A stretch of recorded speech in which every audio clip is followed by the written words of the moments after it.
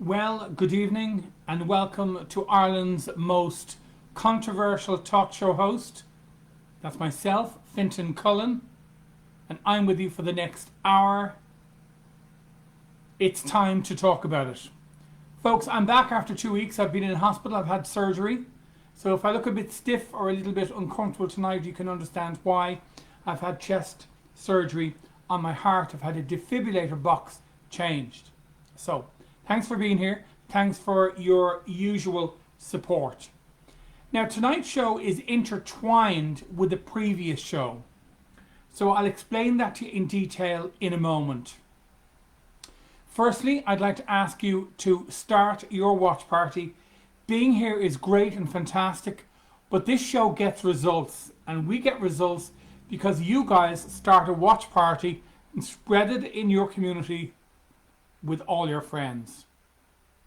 So to all people watching in Ireland, Europe, and indeed across the United States of America tonight, I welcome you. It's 8 p.m. Irish time, 3 p.m. Eastern time, and it's, I believe, 12 p.m. Pacific. So it's good to have you here. Great to have you here, folks. You're all very welcome. Start your watch parties right now. I'll have my guest and co-host on in a couple of minutes' time. But I need you really to start your watch party. Put your friends' names in the comments section.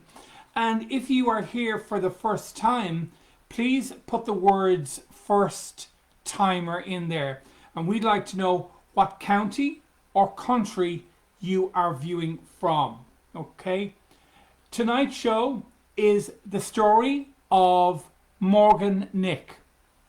And we're going to go into that in details in a moment because we need your help as viewers watching throughout the United States. We need your help with this case, which is quite a few years old, but we've solved cases in the past and we try to solve or at least get any additional information that we can on this American case that's a few years old. Good evening to Greg Young. Good to have you here. Folks, start your watch party right now. Put your friends' names in the comments section. And in 2 or 3 minutes' time, I'm going to get my co-host tonight, who's Linda Richardson, a great advocate and a great producer of the show. And also Denise McGinty, who is another advocate who unfortunately had a relative missing. And we did that show a couple of weeks ago. As a result, Denise has become an incredible advocate for the missing. And she's here tonight with Linda to shine some light on the possibility that the disappearance of tonight's person, which is Morgan Nick, could in fact be connected to a relative of Denise's. Okay? So both of those stories we did extensively. We're doing this one tonight, and we've got a very special story coming up early next week as a special show. I'll tell you about that later. Watch out for the promos. So we're just about to call in Linda. So Linda, if you're there, please call us in online. We'll get you in. And please, folks, start your watch party right now. You can make an incredible difference. Our show has been making a difference all over the world in the last coming months. And it's because of you and your participation. So while we're waiting for Linda to dial in, please start your watch party. Get all your friends involved in tonight's show. You can make an incredible difference. Your will to help is incredible. Okay? Your will to help is incredible. So we're waiting for Denise and Linda to contact us. I'll wait just a moment. I don't have the direct link that we had earlier on. So Denise, I know, is standing by, and Linda is standing by. So we'll just wait until they contact us, folks. Remember, your participation will make all of the difference, okay? All of the difference. Thanks to everybody who joined me for last night, Missing Persons World Show, which is international. That was last night at 10 p.m. So we'd like to thank everybody for that. So we're just waiting for Linda to contact us. Just bear with me there 1 second. I'll try and dial Linda actually up, seeing as I can't hear from her at the moment, and see if she can call us back with 2 people on the line. But let's just see, can we get anything there? So bear with me 1 moment. Thank you for joining live, folks. This show is broadcasting from Ireland with viewers all over Europe and the United States. And it's great to have you with us this evening. So bear with me while I dial up Denise and Linda and see if we can get them both on the same line.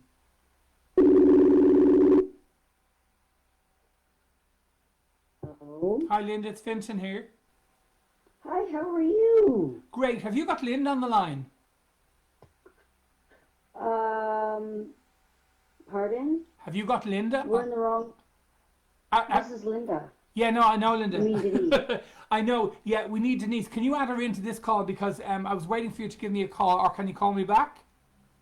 No, I can add her in right now. Hang on. Great, thanks, I'll add her folks. into here. It's 5 minutes past 8. We're broadcasting from Ireland. Tonight's show is a very interesting show, and we really do appreciate you guys staying here and to be in touch with us.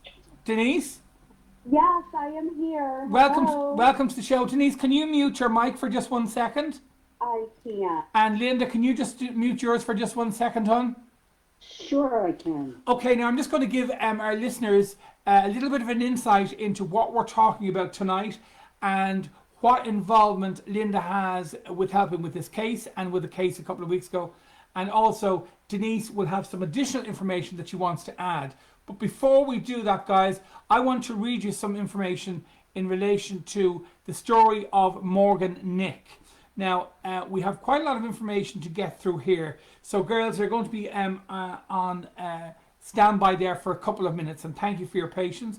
We'll get the girls on in a couple of moments. Earlier on, I shared Still Missing Morgan Nick, a video from Daily Motion. That's in tonight's event page. If you didn't see it, please check it out earlier on. Also, please check out Morgan Nick Foundation, okay? That's here on the page with lots of additional information that we've got here for you. Now, I'm going to read this article before we bring our ladies in on tonight's show to give you an idea of the full background. Then we'll expand on the show and we'll get some opinions and lots more. So it's the unsolved disappearance of Morgan Nick.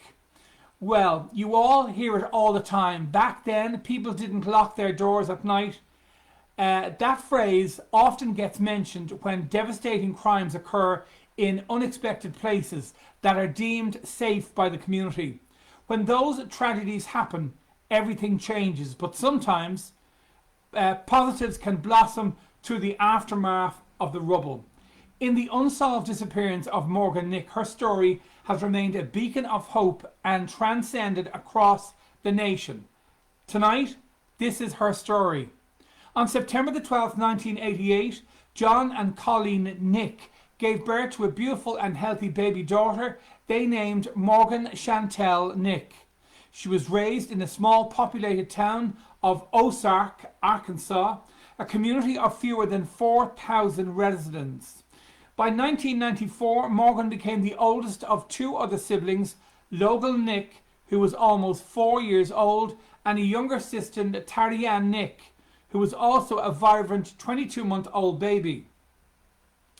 As a young kid with a wild imagination, Morgan's aspirations ranged from being a medical doctor to a circus performer. In school, she had signed up for the track team, but quickly regretted that decision because she didn't enjoy sweating. In turn, she decided to start participating in Girl Scouts, where they often did indoor activities.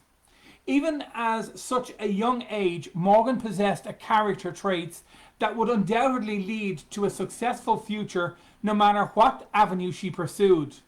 Not only did she have the uncanny ability to make others laugh, she also never limited herself to experiencing new things.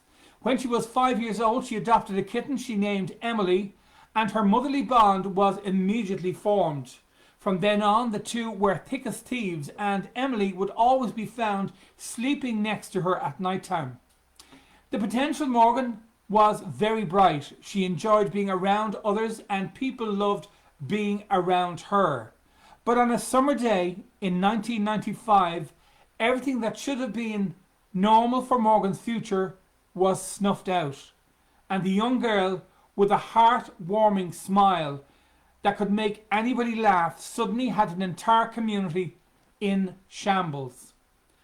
On the warm day of Friday, June the 9th, 1995, Colleen Nick wanted to share an afternoon with her eldest daughter, Morgan, because they hadn't had a day for themselves in quite a while. They planned to visit Alma, Arkansas, a quaint town 30 minutes west where everyone knew each other, to attend a Little League baseball game with some friends living in the area while Morgan's grandmother happily babysits her children. Later that afternoon, Colleen and Morgan dined on grilled cheese sandwiches and made together before leaving town in their Nissan Stanza a little early, as this was their first time visiting Alma. They arrived at the local park where the baseball game was being held without a hitch and met up with their friends. By the time the game had started, there was a total of approximately 300 people in attendance. Throughout the entire evening, everybody was having a wonderful time. People could be heard roaring with cheers and laughter on the bleachers, and Morgan would sneakily untie her mother's tennis shoes when they weren't looking for a joke. At this time carried on, Morgan became restless. At 10:30 p.m, two of Morgan's friends, 8-year-old Jessica and 10-year-old Ty, last names are omitted, invited her to play in the nearby field 75 yards away to catch lightning bugs. Morgan asked her mother for permission, but Colleen was hesitant, but the late hour and being unfamiliar with the area, but her friends assured her everything would be okay because kids often played in the field next to the parking lot and there would be no hiccups. Colleen ultimately gave her consent, but told her to stay in view. Morgan was hard to miss, as her Green Girl Scouts t-shirt and white tennis shoes could easily be seen from a distance.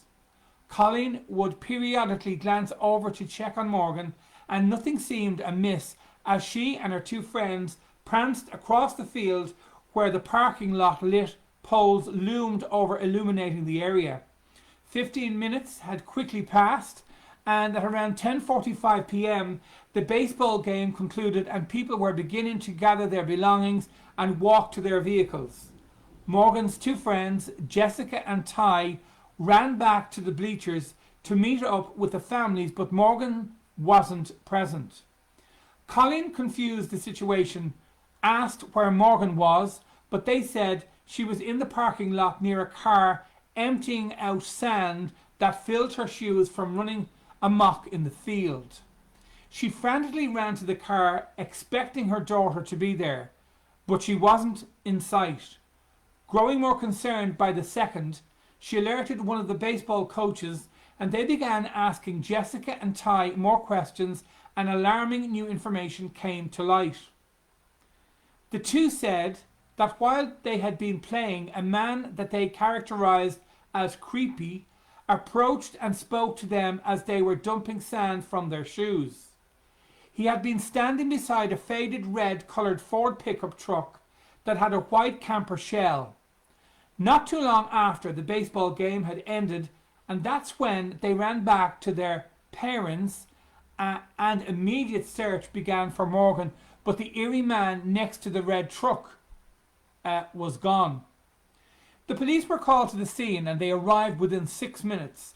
They performed an additional search thoroughly of the parking lot and fields, but the 4-foot-tall, 55-pound girl with blonde hair and blue eyes was nowhere to be found. Interviews were soon conducted with those still at the park. Several eyewitnesses corroborated that children's testimony and provided additional details on the suspicious male. He was described as being Caucasian male, aged between 23 and 38 years old, and spoke with a hillbilly accent. He had a medium build at approximately 180 pounds and was estimated to be 6 foot tall, and he had salt and pepper coloured hair that was slicked back with a moustache and one thick beard. The truck he was driving was a low wheelbase red Ford pickup with dulled paint and a white camper shell that had curtains on the inside covering the windows.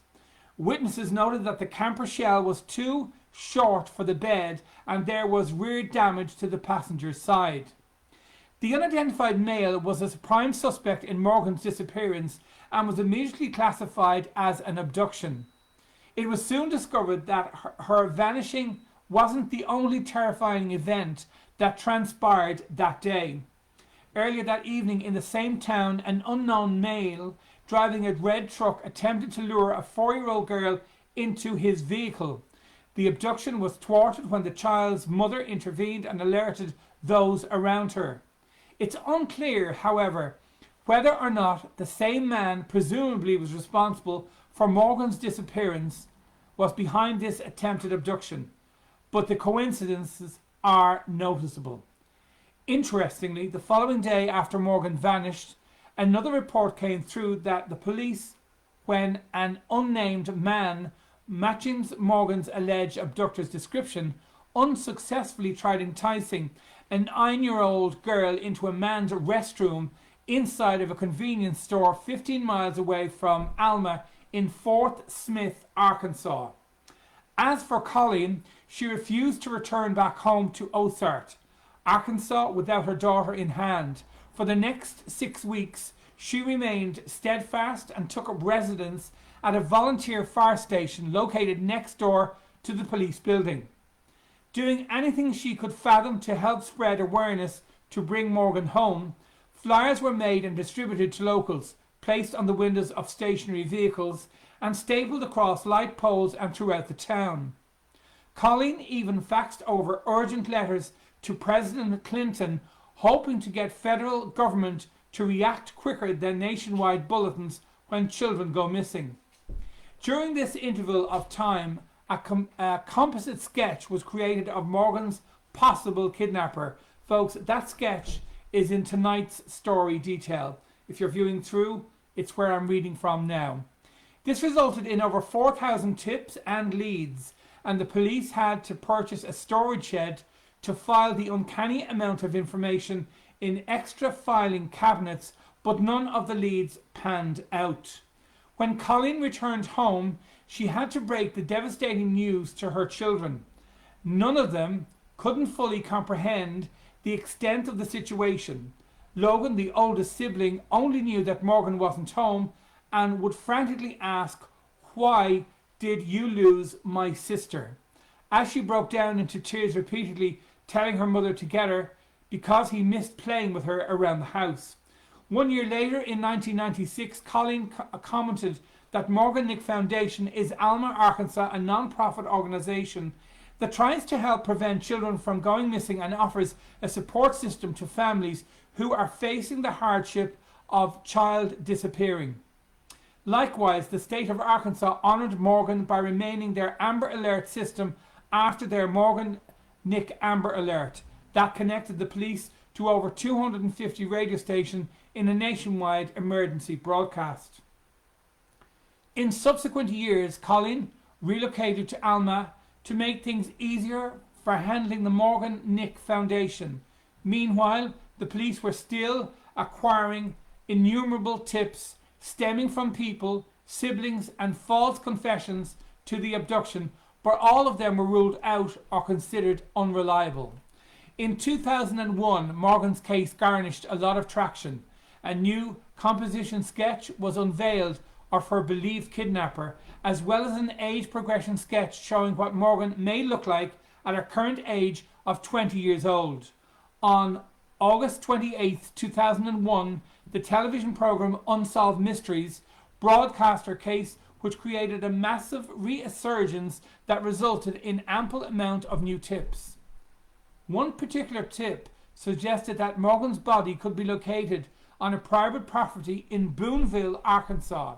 The information was deemed so specific and credible that the police initiated an immediate examination on January the 15th, 2002. After a full day of digging with a backhoe, nothing was unearthed and the investigation was concluded at 9:30 p.m.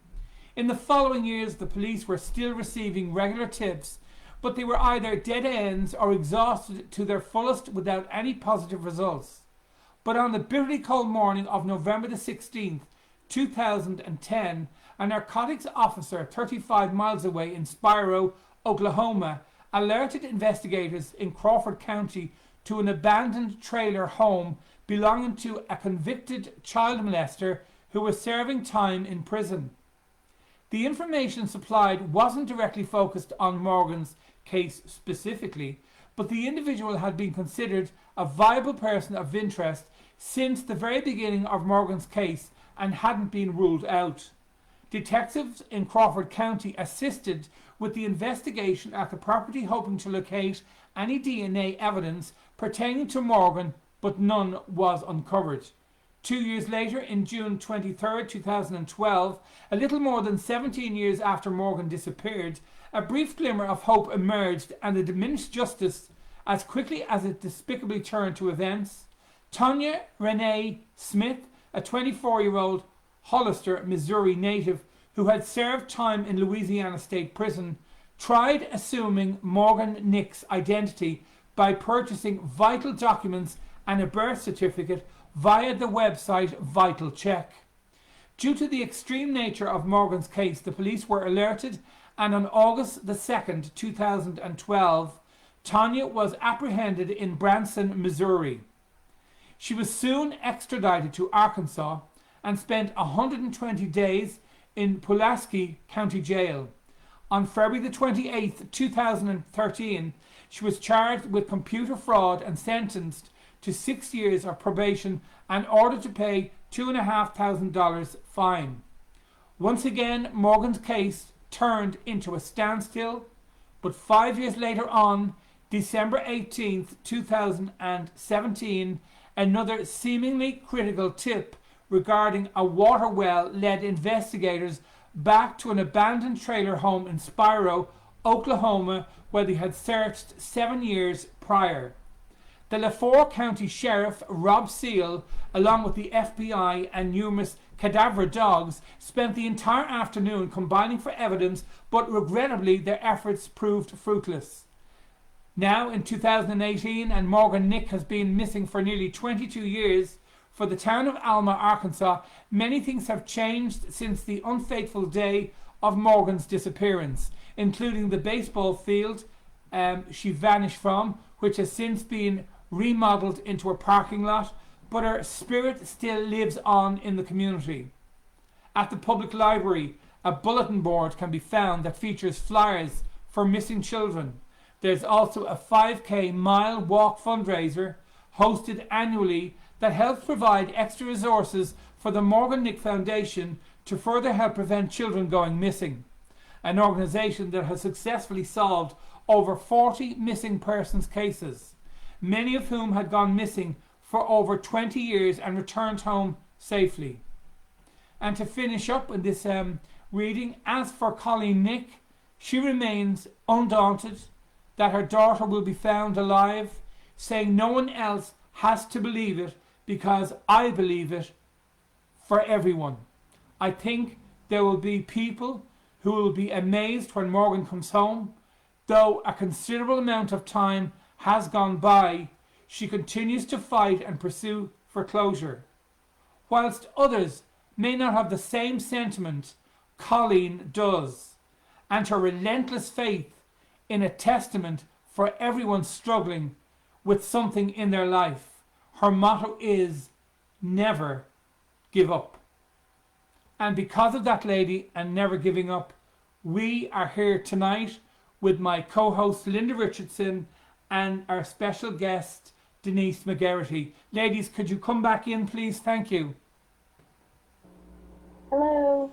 Hello. Great, ladies. Sorry for keeping you. I wanted to give the full details in the background into that case so as anyone that's listening can pass this show on, stream this show live, and be aware of everything that's going on.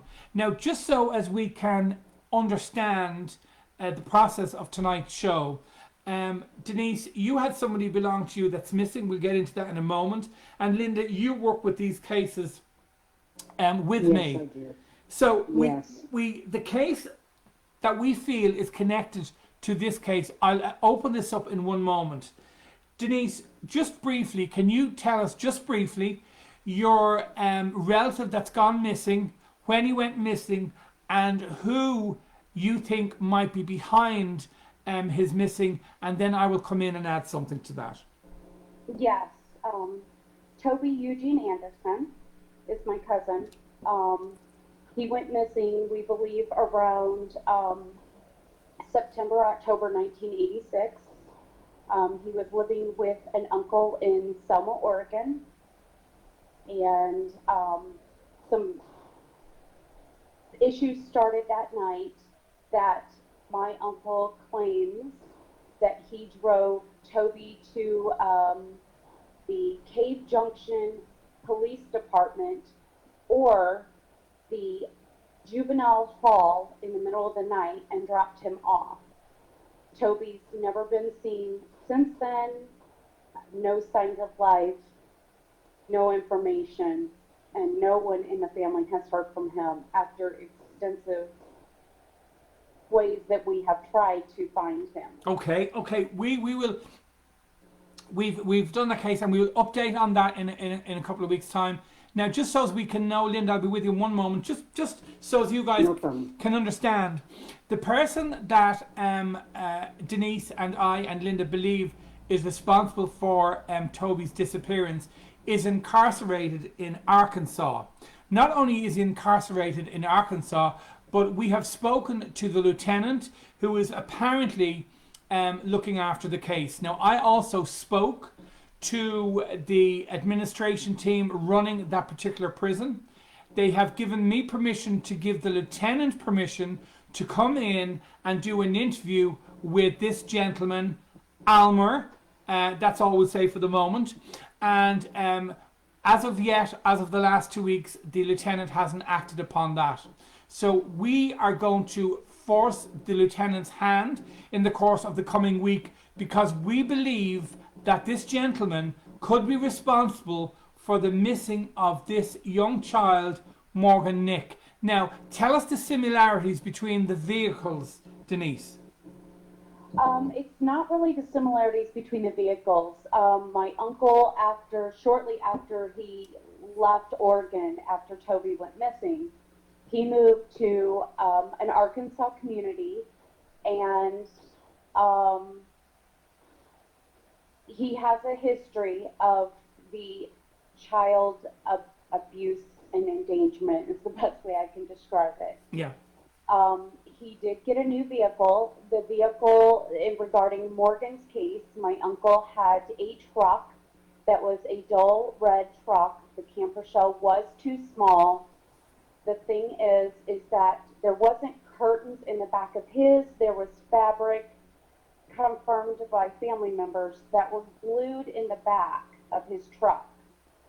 With his history of the child involvement that he's been in the past and what he is convicted of, follows that situation with Morgan. The description of the person of interest in Morgan's case fits strongly with the description of my uncle. The demeanor, the vehicle, and the time does fit that case completely, is why we strongly believe that is him. Yes. So what we're doing in essence is we're working on both of these cases, keeping it open ended. Linda, what would you like to add in here? Well, what I can't understand is why the authorities can't turn around and search for vehicle registration matching that, because they could pull the vehicle registration to match the vehicle to verify he had one similar. All they have to do is run his identification through the system. And that's what I can't understand, why they're messing around. The detective knows and they're looking into it, but they should have done this by now. And they should be able to piece this. And Linda, also on this, I asked the lieutenant to keep in contact with you and contact you. and as of yet he hasn't, and that's been about 2 weeks. Is that correct? That's right. He has not contacted any of us.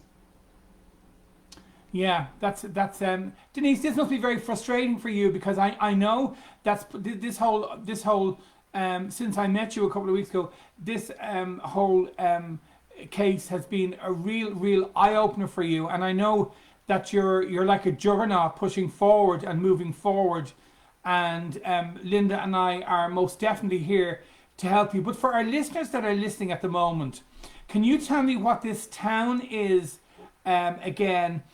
Can anybody just remind me, because I don't have my file open? Alma. It's called Alma. Alma, Arkansas. And Ozark is the town where the young girl's from, correct?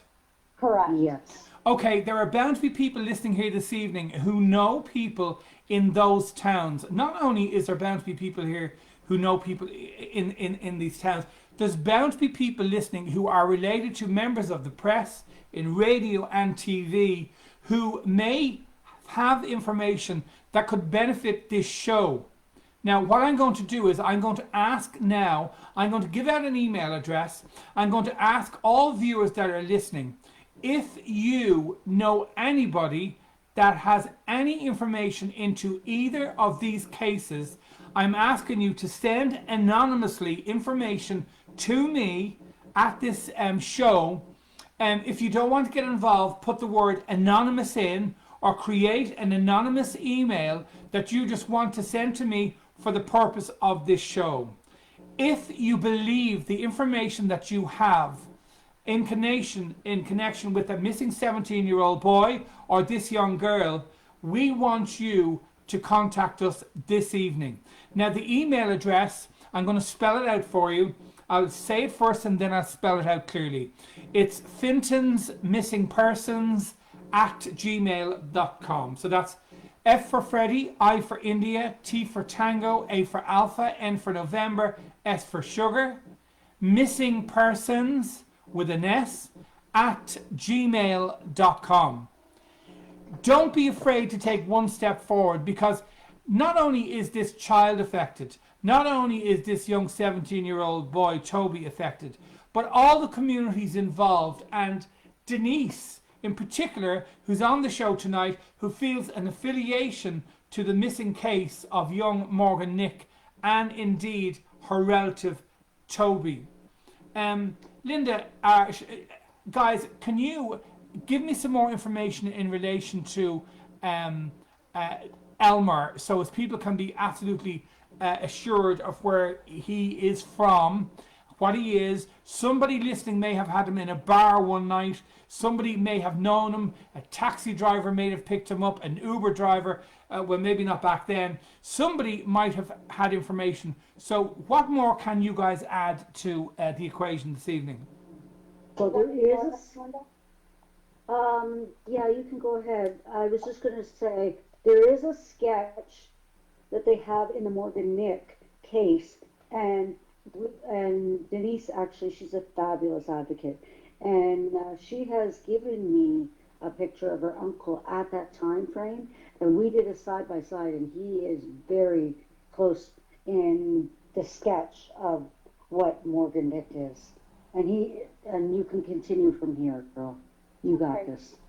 He is, he lived about 2 hours and 40 minutes or less from the area that she went missing. I knew he was off work at that time. From what I was told, it was a camping trip that he went on that weekend. He was kind of a loner. He had a family, and I do protect his family because his children are important to me. Sure. And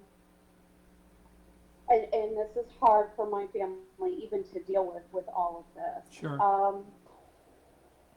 And like I said, he was very private, didn't really talk to a lot of the family, kept to himself, and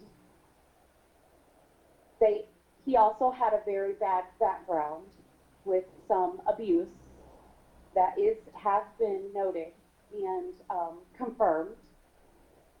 But as far as his history, I know he did keep a job in the town that he lived in, and there were some issues with his children, and that is, something that also goes along with everything.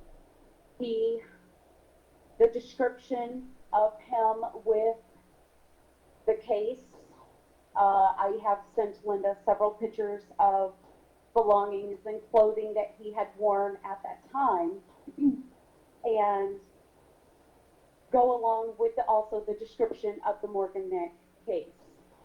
And there was a family member who has given me a lot of information regarding this. There was also family members in the past that believe he was involved with this due to the vehicle.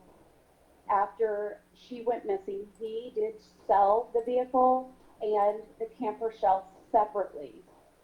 Wow. There was family members that saw him at the Ouachita River washing the vehicle out shortly after she went missing, right before he sold both pieces of that vehicle separately.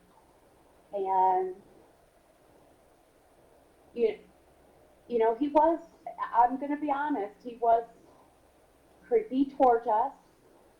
Our parents kept us away from him and not exposed to him as much because of his background. And, being a close family member, which is hard because you don't want to think your family is involved in these things.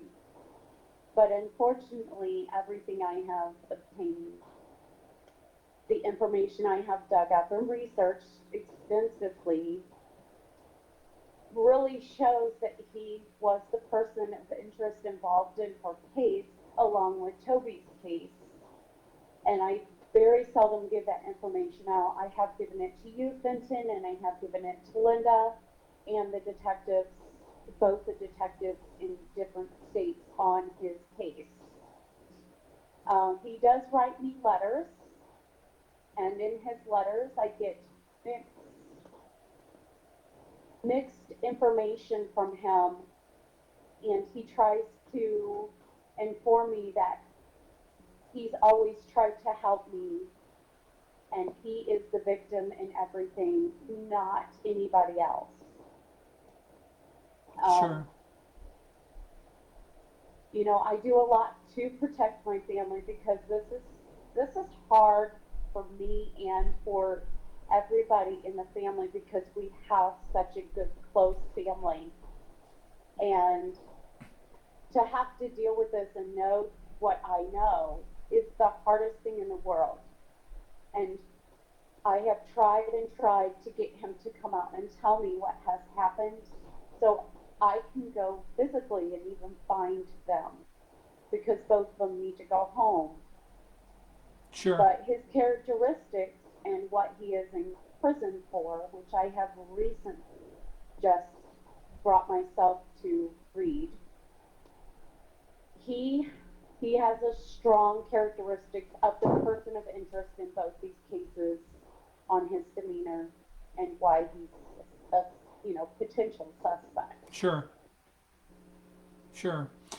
Just at this point, for those that are viewing, please start a watch party. If you're watching this on rerun, it's never too late to start a watch party. Put your friends' names in the comment section.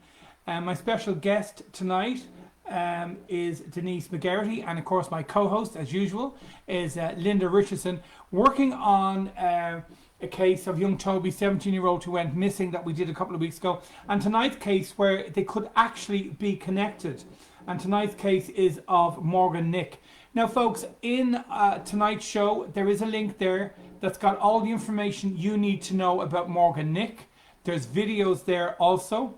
There's quite a few years gaps in some of the information, but tonight we've brought you up to date with the most up-to-date information that we can. I will get back to you, Denise, in just 1 second. Linda, can you tell me, you do so much work in the background looking for missing people and looking for people that may have been murdered, and that must be very difficult for our listeners to do. And then, of course, you make the posters for them. Can you tell us about the process from beginning to end for you? Well, it's a very tedious work and very, very rewarding because when you get families that actually find their loved ones, and whether they be alive or deceased, it is very, very rewarding because you know that you're bringing closure of some sort to them families. And a lot of the families we go to the sources, we go to the families, we go to the police agencies, we work with other advocates, we work with facts. And that's important with these families. We use facts in every case because if we put the wrong thing out there, that comes back on us, a liability. And we don't want that. We want to make sure we ensure these things and that we know what we're talking about. And that's why we deal in facts.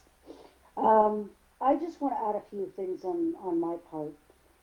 I hope, in a way, Denise, I really, really do.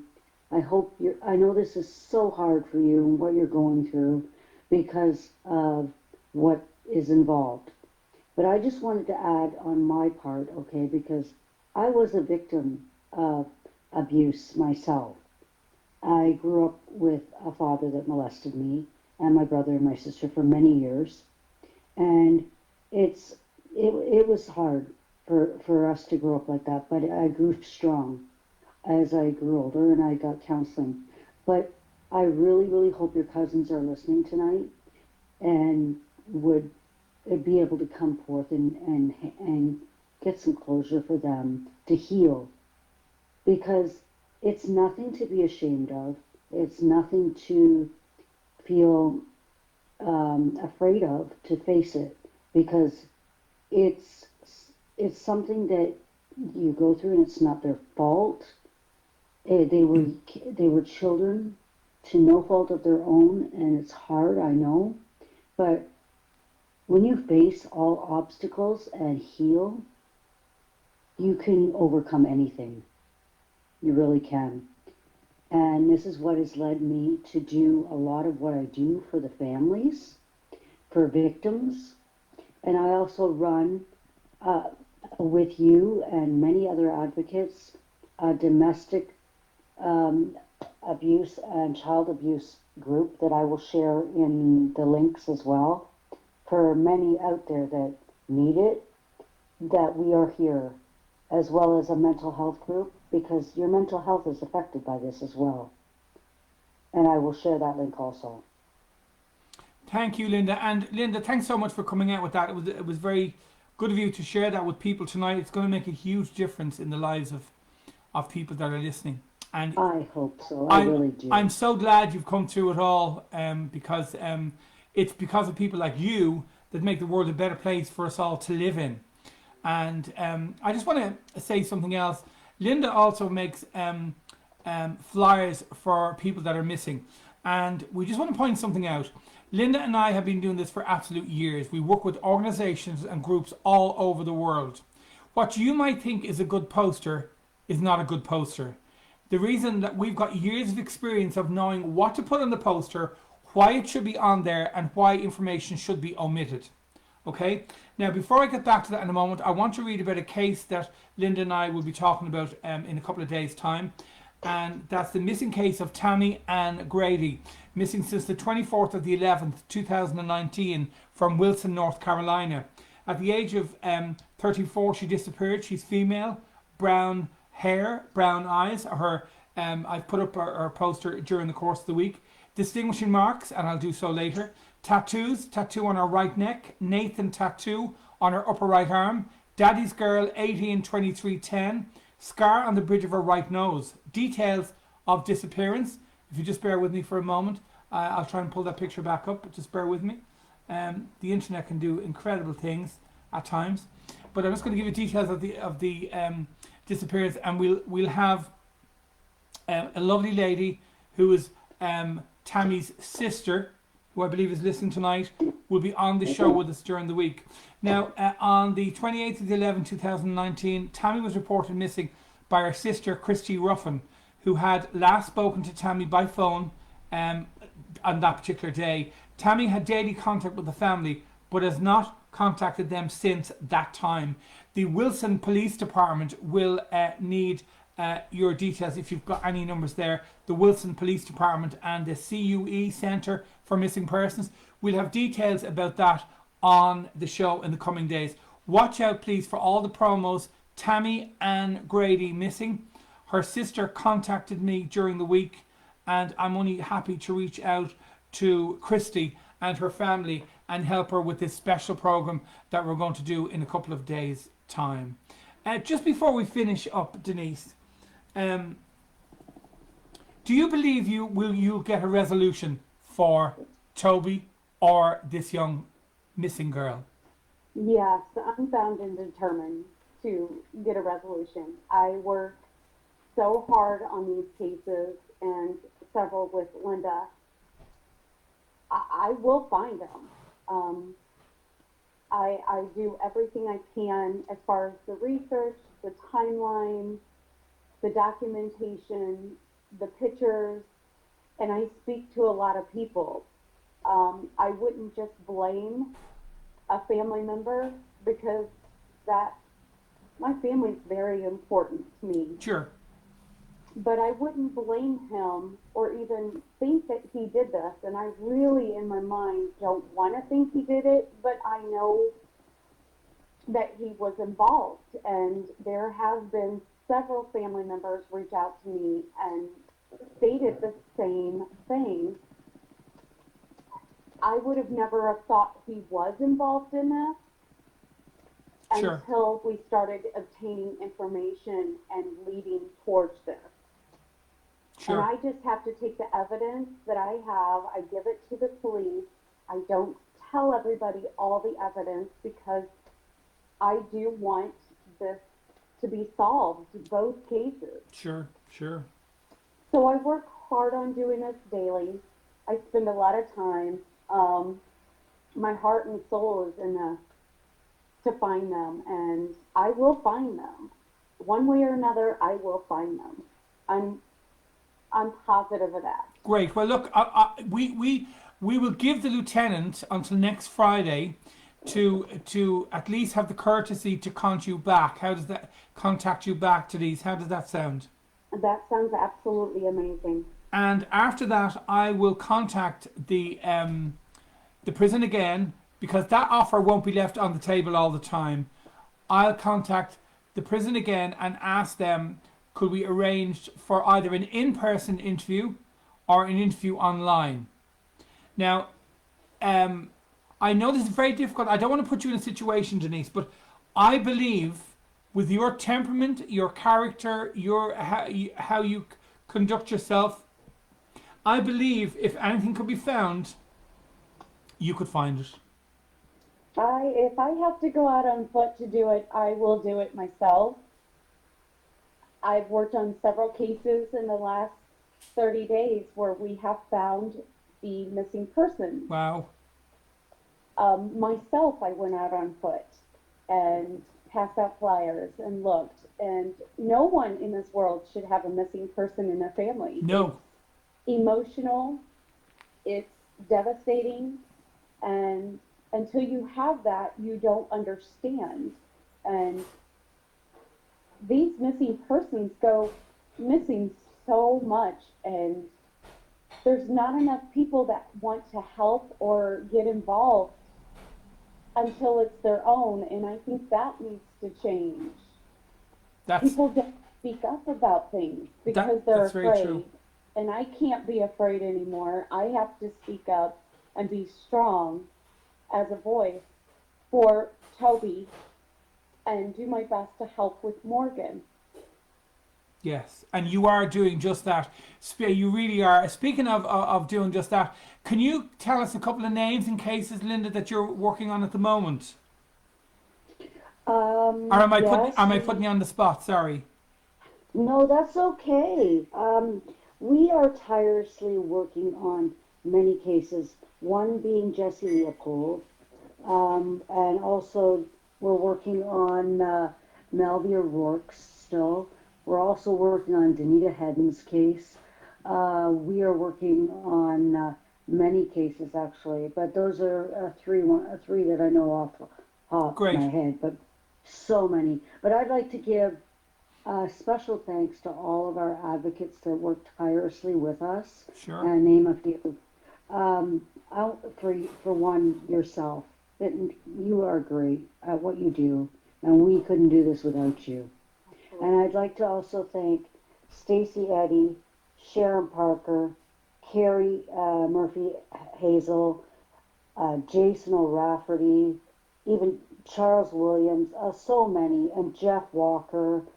The list goes on. These are all amazing, amazing advocates, and we couldn't do this without you. It takes a unity Sure to find the does. missing, not And one just single person. And you know, I have found over the last couple of months since we really got into this, we are getting results. We're getting cases opened. We're getting people's eyes opened. That's right. And unified, we can do that. Yeah, It's not about one, it's about all of us together. sure. That's right. We're That's not right. making money on this.